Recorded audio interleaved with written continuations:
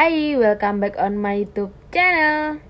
Jadi hari ini aku mau kasih tahu ke kalian kemarin sidang skripsi itu diapain aja. Sebelum aku kasih tahu ke kalian sidang skripsi aku kemarin itu diapain aja. Jadi aku mau kasih tahu kalian dulu gimana prosesnya aku sebelum sidang skripsi. Mungkin perlu ya kan. Jadi sidang skripsi aku kemarin itu dimulai dari kan online ya, jadi aku harus WA satu-satu ke dosen bimbing dan 2 dosen penguji. Sebelum itu, kalau sistem di kampus aku harus bikin surat gitu ditandatangani sama dosen bimbing kalau di surat itu menyatakan bahwa dia itu layak untuk sidang gitu ya guys. Nah setelah kalau kita udah dikasih tanda tangan dan lain kita udah ngirim skripsinya, meskipun lihat WA ataupun ekspedisi, aku ada yang WA dan ada yang ekspedisi, langsung aku WA ke admin jurusan aku buat ngirim undangan ke dosennya. Jadi adminnya jurusan itu yang ngirim undangan sidang ke dosennya lewat email ataupun langsung, I don't know, tapi udah dikirim. Nah setelah itu kita koordinasi lewat WA, nanti kita ajukan tanggal, nggak diajukan tanggal sih, maksudnya tanya dulu bisanya kapan dan jam berapa gitu-gitu, dan lihat jam ngajarnya mereka juga, beliau maksudnya.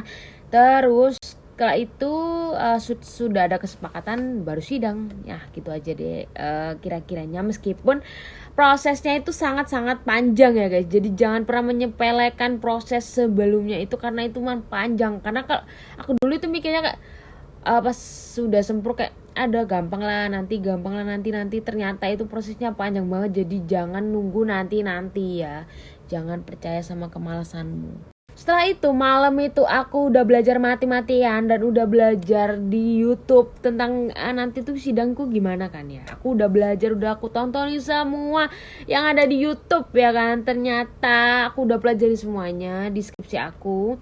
Dan besoknya aku melakukan ujian, udah aku testing semuanya ya kan. Udah aku tes kayak masuknya di Zoom-nya itu gimana gitu-gitu. Pokoknya udah lengkap semuanya dan udah berhasil. Nah, waktu hariannya parah banget ini tuh terjadi di aku, jangan sampai juga terjadi di kalian. Waktu hari H itu PPT aku nggak bisa muncul, jadi penguji harus nunggu aku bener PPT-nya dulu, dan itu lama banget. Padahal sebelumnya udah fine aja, jadi itu parah banget. Jadi kesalahan kayak gitu jangan sampai terjadi di kalian, karena teknis itu meskipun kayak udah bener-bener dibenerin di awal, udah dipersiapin bener-bener, tapi emang kadang juga ada yang miss juga gitu loh. Jadi jangan sampai kalian sama kayak aku kejadiannya, karena itu parah banget. Dan aku kayak diginiin sama penguji, apa sih kamu ini buang-buang waktu. I love. Lalu waktu sidang aku udah maparin semua yang ada di PowerPoint aku, itu cuma sekitar 20 menit atau 15 menit ya kan. Nah diapain aja setelah itu? Setelah sidang itu guys, aku dicecar banyak banget pertanyaan yang gak sama sekali diduga dalam otakku, ini gak ada sama sekali itu. Oh my god, sama sekali itu menyedihkan banget buat saya seumur hidup. Kayak semua yang ada di skripsiku itu benar-benar salah. Aku ditanya, ini kenapa kok bisa kayak gini, kamu nulis ini gimana, bla bla bla, itu kayak dicecar dari awal sampai akhir dan semua itu kayak ada salahnya.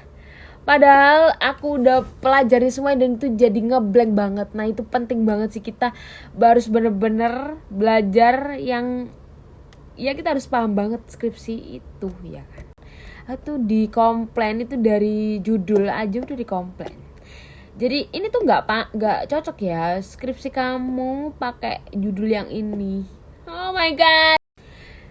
Daftar definisi operasionalku juga salah, manfaat penelitian juga salah. Kayaknya itu banyak yang salah dan aku mikir kayak aku nggak pernah mikir kalau itu bakal salah, karena di waktu bimbingan itu kayak dosennya tuh kayak iya udah benar gitu kan, udah di bolak-balik gitu kan, udah bolak-balik revisi ya kan.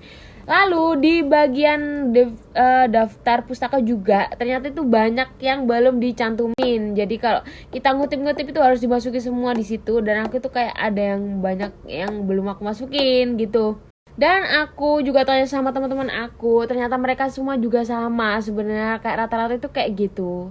Dan ada yang ngambil nangis, aku juga termasuk yang nangis banget karena mengalami sidang yang mengerikan seperti itu bagiku. Karena itu kayak kalian itu udah berusaha banget tapi kalian tetap mengalami sidang yang kayak gitu. Oke, kalian harus menerima itu semua dengan lapang dada dan lakukan saja revisi langsung, biar kalian tuh nggak sama kayak aku, karena menunda-nunda revisi tuh nggak bagus banget karena prosesnya setelah sidang revisi tuh kayak masih lama banget. Jadi kalian harus gercep biar kalian tepat waktu ya.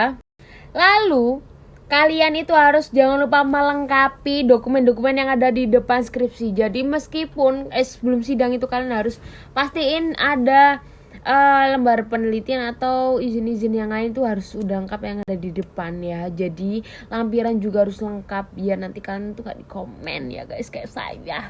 Jadi kalian semangat banget buat kalian yang mau sidang. Aku bukannya nakut-nakutin, tapi aku mau berbagi cerita aja ya kan, biar aku tuh ingat kalau aku tuh pernah diapain aja di sidang. Dan itu sangat mengerikan bagi saya karena sidang itu bagi saya, aduh, kenapa sidang saya begitu banget, kayak agak kesel sama diri sendiri ya kan, padahal udah berusaha. Buat kalian kalau nonton ini, emang ini gak ada faedahnya, tapi aku cuma mau berbagi cerita kemarin aku sidang itu diapain aja. Jadi terima kasih buat kalian yang udah nonton video ini, meskipun gak bermanfaat. See you my next video, bye.